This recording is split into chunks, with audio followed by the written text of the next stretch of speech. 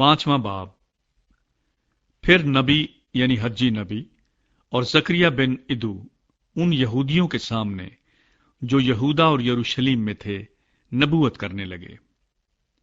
उन्होंने इसराइल के खुदा के नाम से उनके सामने नबूवत की। तब जुरुब्बाबेल बिन सयालतीएल और यशवा बिन यूसदक उठे और खुदा के घर को जो यरूशलेम में है बनाने लगे, और खुदा के वो नबी उनके साथ होकर उनकी मदद करते थे।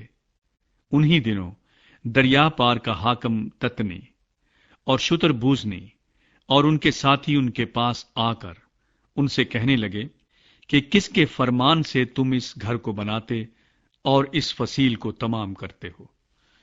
तब हमने उनसे इस तरह कहा कि उन लोगों के क्या नाम हैं जो इस इमारत को बना रहे हैं।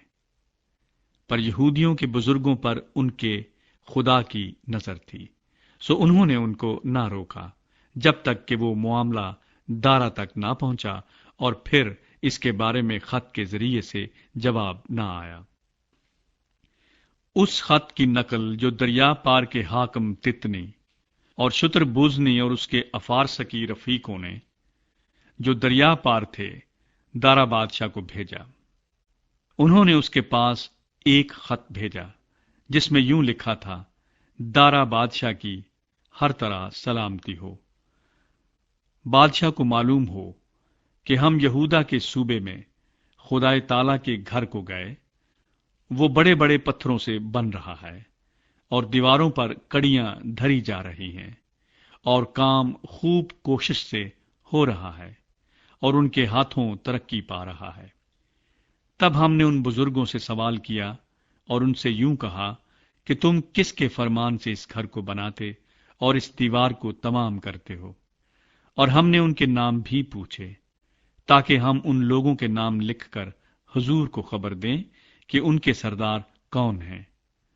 और उन्होंने हमको जवाब दिया कि हम जमीन व आसमान के खुदा के बंदे हैं और वही मस्कन बना रहे हैं जिसे बने बहुत बरस हुए और जिसे इसराइल के एक बड़े बादशाह ने बनाकर तैयार किया था। लेकिन जब हमारे बाप दादा ने आसमान के खुदा को गुस्सा दिलाया तो उसने उनको शाह बाबल नबूकदनजर कश्ती के हाथ में कर दिया, जिसने इस घर को उजाड़ दिया और लोगों को बाबल को ले गया।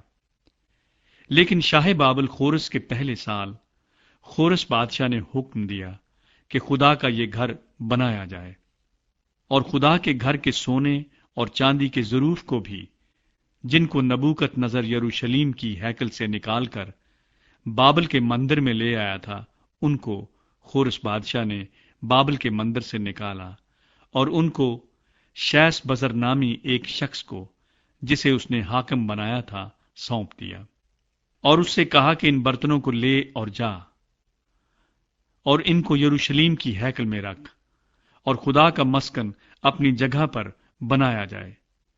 तब उसी शैस बजर ने आकर खुदा के घर की जो यरूशलेम में है बुनियाद डाली और उस वक्त से अब तक ये बन रहा है, पर अभी तैयार नहीं हुआ।